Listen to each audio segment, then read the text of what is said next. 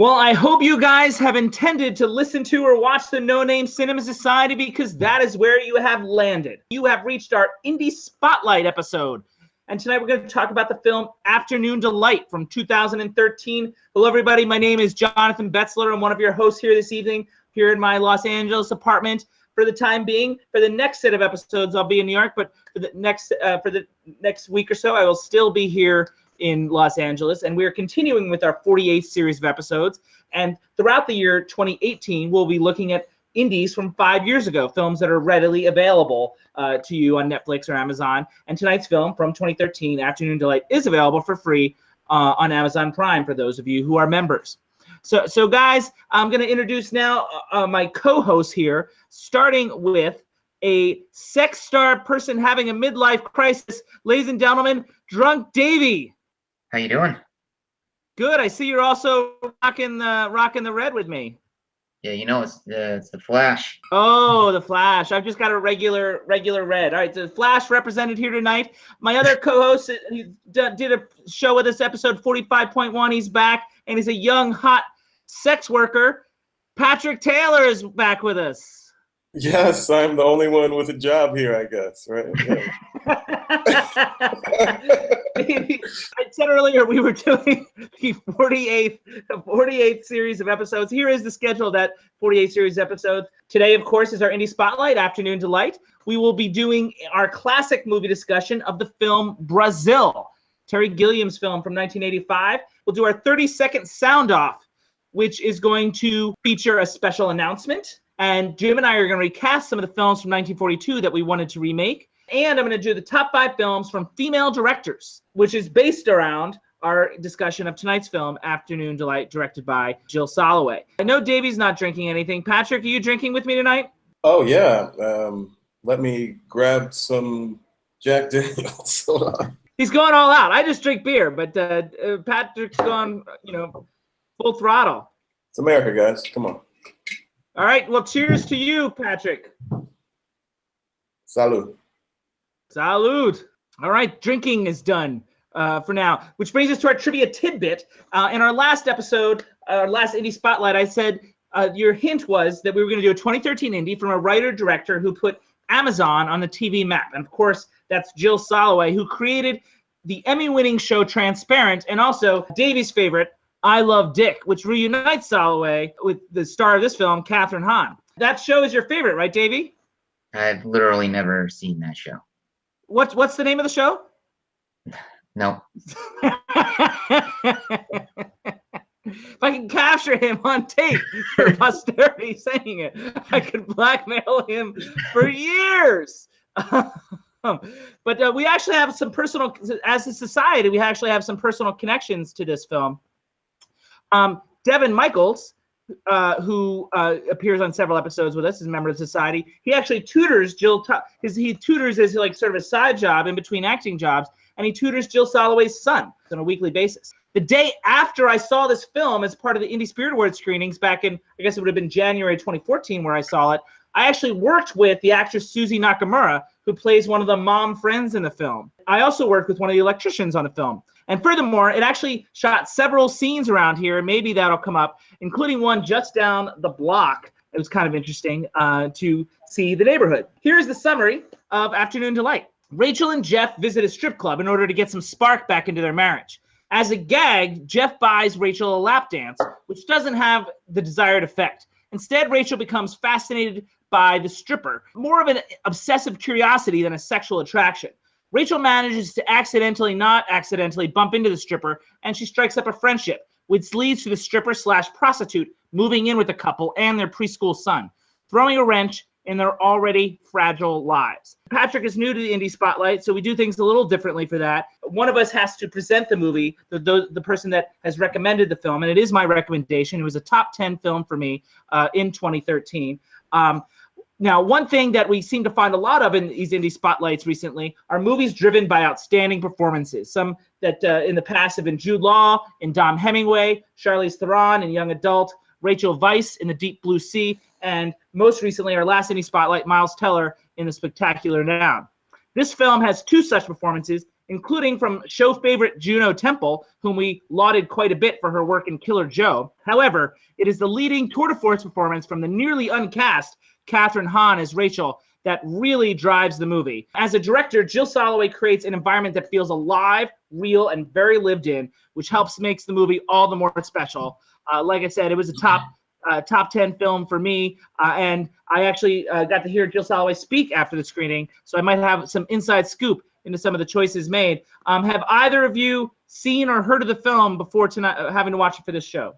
I hadn't. I have not either. You've heard of Transparent, however. I love Transparent.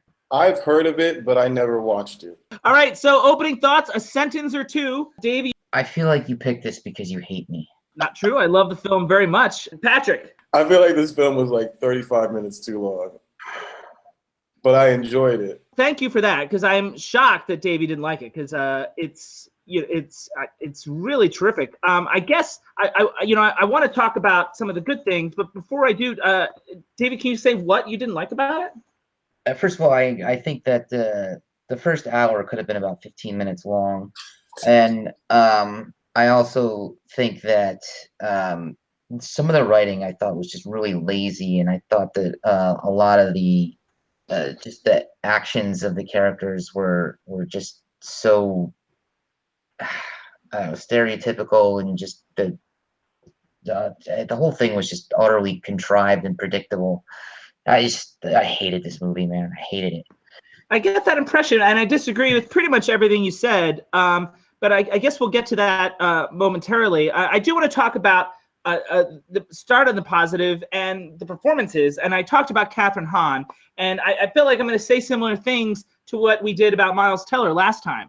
It's the best performance of her career. She brings that comic sensibility that she's normally cast for. She's normally cast as the comic relief. That's there, but she also adds layer upon layer of very real angst, confusion, and ennui that makes her midlife crisis and sexual exploration uncomfortably real. I think it's another vivid portrayal. Davie, do you actually disagree with that? I thought it was fine. I wasn't as taken with it as you were. It's fine.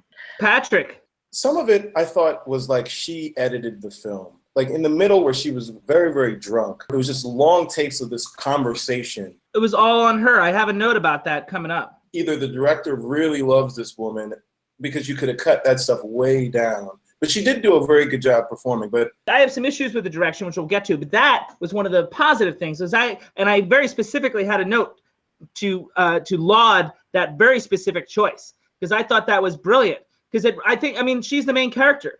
You know, there's all this wine and women. It's a very famous scene for those that have seen the movie. It's sort of well known because a lot of it was improv, and that's another thing that Kathryn Hahn brings to this table. Some of the craziest things she said in that scene were totally off script. So I mean, I just think it's fascinating, and she's fascinating to watch. So yeah, I mean, I might have done the same thing.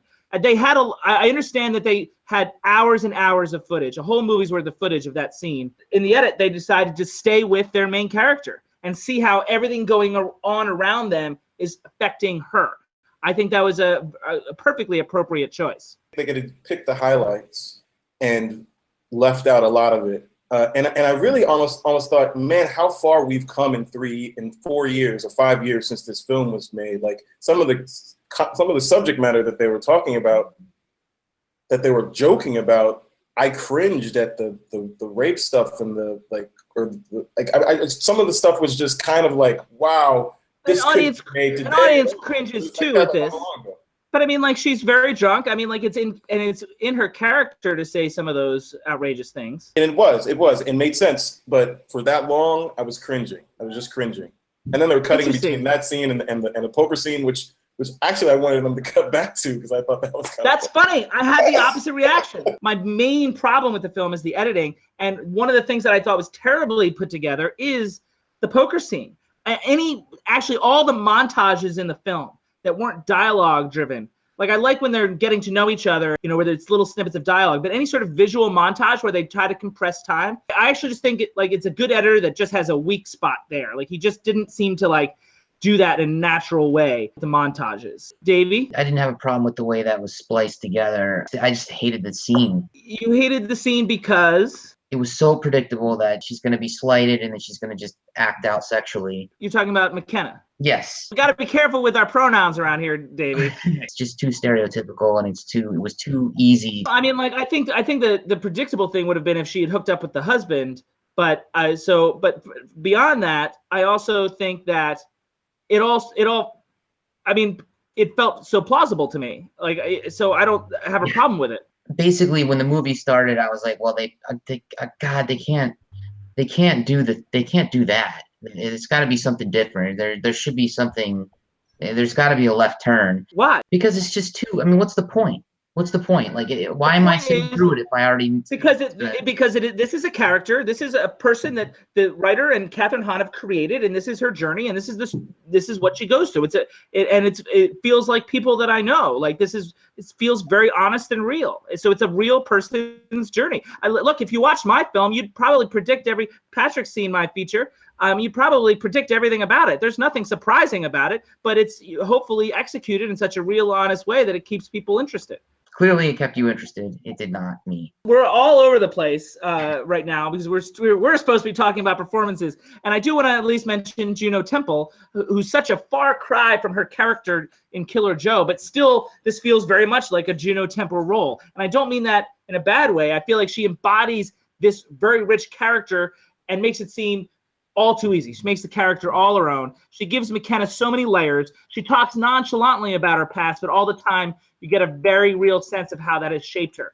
In a way, it's similar to Miles Teller last week, the subtle layers beneath the confident exterior. Unlike Miles Teller, however, she doubles down, as Davey was talking about, when challenged, and the results, quite frankly, also feel very real to me. Do you at least like Juno Temple? Performances all around are fine. I don't have any issues with her performance. She did a great job. Patrick? I'm a fan of this woman for many reasons. She's beautiful and she's believable in this sex worker role and as a stripper, and as like, I think I've dated this woman. So swear to God. And you know, strangely enough, I'm like, damn, she's doing a great job, and I hope she's not like this in real life. Things I never expected to know about Melanie. So, we broke up, so you can say whatever you want about her. Oh my gosh! News last time on the internet. Oh my gosh, I had no idea. Well, I guess I can't show this to my new girlfriend. But oh wow! No, but I did think that she was believable, and I liked that her character unfolded to be more and more deeply wounded and weird, but she show it on the outside. Like so it was like the revelations that you brush past, but you're like, oh, this is gonna be bad. So I liked her performance. Yeah, well, and I think that what's make the twist that Davey saw coming. I mean, I think that's what makes it work. I think, you know, partially because of how strong she is. Yeah. The other performance in the movie is, of course, it's an ensemble, but the other lead, I suppose, is Josh Radnor, who's the How I Met Your Mother cast member that time forgot. I can't specifically say that he's bad in the movie, but I can't say that he's good either. The only time he ever really seemed to be three-dimensional are the scenes in which he's with Kathryn Hahn, and I feel like she's really pushing him, elevating him in those scenes. So he's sort of just there for me. Patrick, anything on Josh Radnor? No, he's a straight man. He's there. He's the moral compass. The story kind of needed, but he's inconsequential, neither here nor there. The scene out in the street where he's jogging, that was really the only part that made me cringe. Otherwise, again, it was fine. I actually cringed at that scene too, but for the way it was shot, and we'll get to that momentarily. I do want to also recognize the ensemble, because I think the women in the ensemble, I'm talking about Jessica St. Clair, Michaela Watkins, Oscar-nominated Annie Mumolo, they're all amazing. Does anybody know what Annie Mumolo, who played Kosher Amanda, does anybody know what she was Oscar-nominated for? No, what was it? She was the co-writer of Bridesmaids with Kristen Wiig. She got she has personality, really. She does indeed. She's a very talented woman. I thought all those women were fabulous. The men, including Keegan-Michael Key, I thought they were terrible and blah, like really blah to me. And it's funny because you wanted to go back to the poker scene. I'm like, get me back to the women. It was just me being a guy and just wanted a sex scene. You know. It was well, okay. Well, it's funny. Davey's also a guy, and he usually wants sex scenes, but not today. No, I just wanted it to move along, and it wouldn't. Part of me feels like it's still going on. It's very similar to my style and my film. Wouldn't you say, Patrick? It didn't drag like this one. I lived with your characters, and that was fine. After the poker scene, it lasted another half hour. But the poker scene didn't complete Rachel's journey. That's what the film is supposed to be I was about. hoping that it would be something, would happen, and then we'd wrap up in 20 minutes. But, right. I was living with them a little too long. I just felt like I always feel like length is an easy criticism. I very rarely use it. It didn't feel.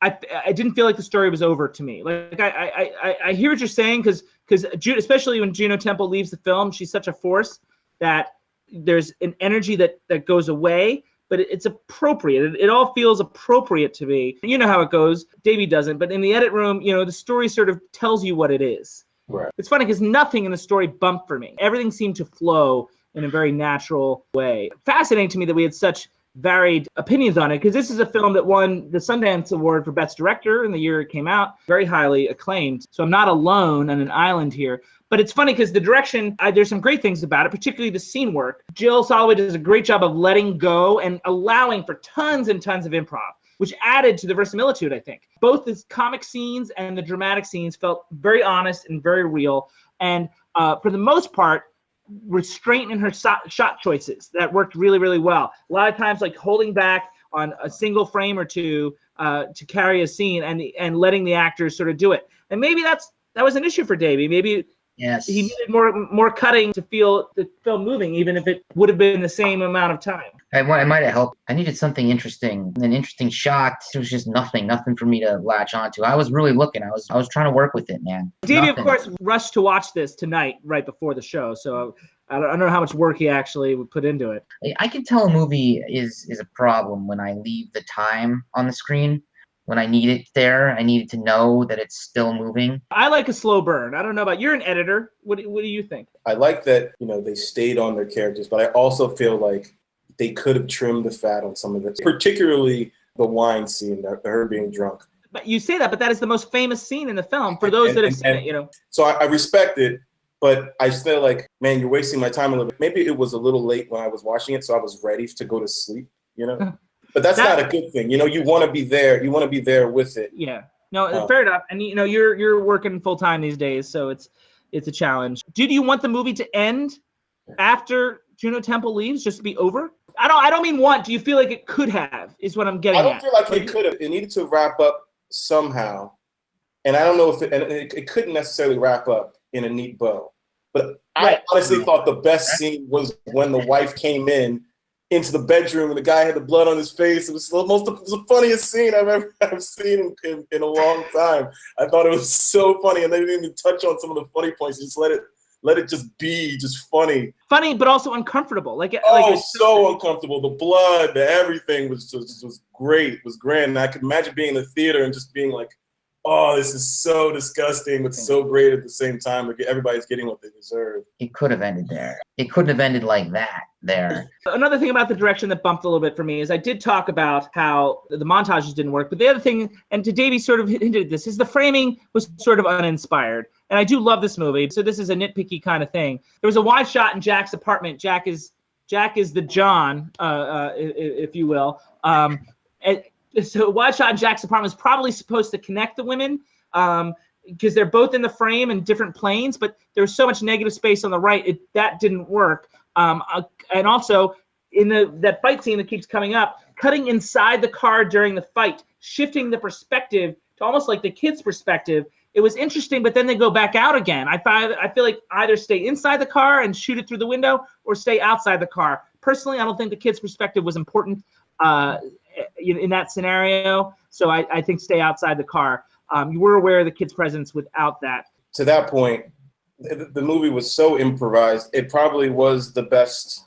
I mean, there probably was action, vocal, and dialogue there that they had to have because that's a brilliant point that I had not thought of. That's probably the most brilliant point said by anybody in the show aside from myself, ever. So I appreciate that. That's probably what happened. I know that's a really great point. All right, so it's time for the T word, which is themes. Davie hates talking about themes, so we must do it because we dig deep on this show, guys. We really get underneath what these movies are really about. Ultimately, it's a midlife crisis story. Like, we get that. But I also think there's so much in this movie about sexual repression within our society, which is a theme throughout Jill Soloway's work in general, but not just in terms of sex. I feel like the role fear plays in our lives overall is challenged in this movie. Rachel consistently stopping herself from following her instincts, whether it be with friends telling her something's wrong, society's telling her something's wrong, things that she's afraid to do, calling her husband to have sex during the afternoon, going back to work when she has a 5-year-old son, ditching the JCC events, things like that she's afraid to do, paralyzed in a prison of fear, while McKenna represents the other side of that spectrum, a fearlessness not necessarily held in check, which can affect her and others adversely. And I really think it makes one think about this concept. Davie, it sounds like you didn't get any of that. No, I mean, I got it. I don't know. I guess I don't care. Don't you feel like we have to be careful not to make fear-based decisions in our lives and prison our own selves? Okay, I guess. It feels like an allegory on why you shouldn't be monogamous. I don't disagree with that. The whole movie is one in which you understand that you are monogamous to not be lonely, but you are lonely in monogamy, and the sex worker is kind of taking advantage of this whole problem. There's only 2 species on the planet that are monogamous: us and birds. Us. Come on. That are supposed to be monogamous. You mean just birds? Maybe just birds. And who knows? Who knows? Maybe they're cheating left and right as well. It's hard to tell. Patrick's starting to give us some insight on what happened with his girlfriend. You know what? Turn this off. I made the point about the species to make the point. It's not generally scientifically natural. It is a society induced rule, unwritten rule, this concept of monogamy and marriage to some degree. I say that as, a habitually single, person. Scientists have proven this over the years. So so yes, there is something to that. And I do think it's a part of the movie and a very interesting one. And I do think these are societal, precepts that need to be challenged. The balance between responsibility and vitality and being able to live your life free, but also be responsible for your responsibilities. You have this child, you have this life, you have these, and that was the whole thing with the father, was like he was tied to this thing that he built, but he didn't love anymore. And that's another good point. Patrick's on a roll. And you know what else? I do think that underneath everything, there is something about the legalization of sex work. Beneath the surface, I do think that the movie is saying something about that as well. I think you're right. It didn't paint it in a negative light. It didn't glorify it. I don't know if it was a sobering look at sex working. I don't think it glamorized it either. And I think that's the perfect argument to make for it. I think even the Florida Project, there was this element of legalization of sex work. I think it presents it as a viable option for women that don't have the fear that Rachel does as far as sex is concerned. I'm going to go ahead and disagree. I think it was pretty negative. I think it was pretty heavy-handed. I think it was pretty, this is inevitably going to wreck everything, and watch it wreck everything. It only wrecked everything for Rachel. Like, McKenna, she's perfectly content in the choices that she made. Well, but they kept saying, well, don't you care about other people? They portrayed her as this sort of sociopath. No, but she answered those questions in an honest and direct and fair manner. Yes, no, she said, no, I don't. No, she said more than that, man. She said, no, I don't. I care more. I mean, I think it's messed up that people live in sexless lives, loveless marriages. I am providing a service to people who because humans lust and need physical contact. She took the morality out of it and really kind of made it a transactional idea. Maybe you can say that the marriage that she did ruin wasn't transactional. It was just intentional. Well, that was transactional because Rachel messed her over, right? So Rachel disrespected her in a way that the only way she could get back at Rachel was by using her powers of whoredom. Right. It wasn't a financial transaction. It was a sexual transaction. It showed some of the vulnerability that McKenna's confidence hides by showing how hurt she was, and she lashed out as a result. That scene where she says, you know, who she does care about, that all sounded like a rationalization, and then, you know, this wrecking ball came through and messed up, you know, just ruined a bunch of people's lives. Rachel's the one that hurt McKenna in what I perceive as an unfair way. Rachel was thrown off by the experience that she had with McKenna. That was something that Rachel asked to do. Absolutely. Rachel asked to go with her.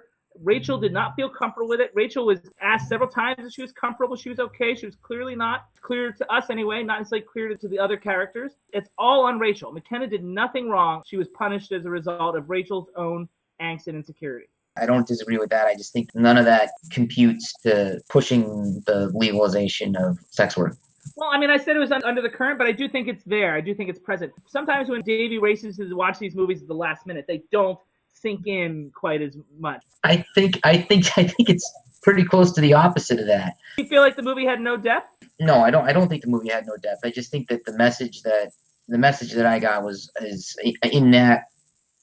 in that lane is the opposite one that you did. Patrick, you were with me, aren't you? I mean, the setup was kind of simple, right? I like the ride. I didn't like hailing the cab. I don't know if that's even an analogy, but I didn't like how we. You were on such a roll, but none of the turns in her character, all the Rachel's character make any sense to me. She takes these crazy turns and none of them make any sense. Well, then you disagree about the performance, because I do think the performance makes every one of those turns visceral and real to me. I think so. That's the actor's job. Visceral, I'll give you. Not real. No, I don't know. You know me. I will always say, like, this little plot element bump for me, like this, nothing. And I had issues. I had small issues with the Spectacular Now, which I liked a little better. But I mean, I had issues with the end. Like, I had little issues. Nothing. I have nothing to complain about from the writing point of view. They give you a really good example of where I think that writing utterly failed. This is someone who's known as a pretty amazing writer, generally. I know because I love Transparent. But I gotta be honest with you here. Like, it's about time, Davie, that Davie's talking straight. The poker game ending, the women come back to the house. There are any number of ways that you could make that unfold in a realistic way. Having them just walk through the door and the husband just say, oh yeah, they're upstairs, go walk in on them. That is so dumb. There could have been like someone fell asleep and then they needed to take her into the bathroom. It would have taken about 4 seconds to have that unfold in a believable way. That's completely believable to me, because he was furious, he was upset, and he was turning to his wife and he was trying to like prepare them. There's no way he's going to just let that unfold in his house like that. Go on upstairs, walk in. I think it was something that just happened upon him, and he had a knee-jerk reaction, which made sense to me. That is just an example of things, like failures at every point. It's time to wrap things up. Davie, did we cover all the things that you hated about this movie? Probably not. I mean, there are probably more, but we did all right. We did fine. So, Patrick, closing thoughts for you, Patrick. I thought an unutilized part was the Glee actress. I really love her as an actress, and I don't know how they could fit it in and make it less long. I would have loved to see more of that character as a moral through point or something.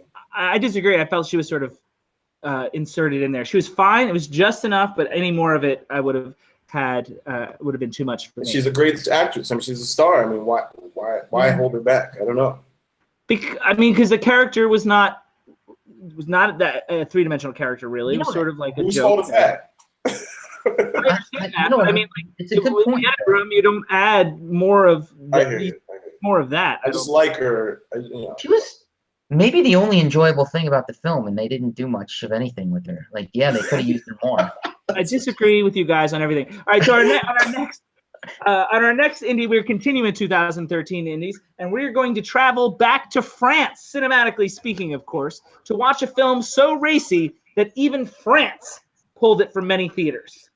Next up is our classic movie discussion, in which we're going to talk about Terry Gilliam's Brazil, and that's coming up in just a few days. We will see you then. In the meantime, this meeting of the No Name Cinema Society is adjourned.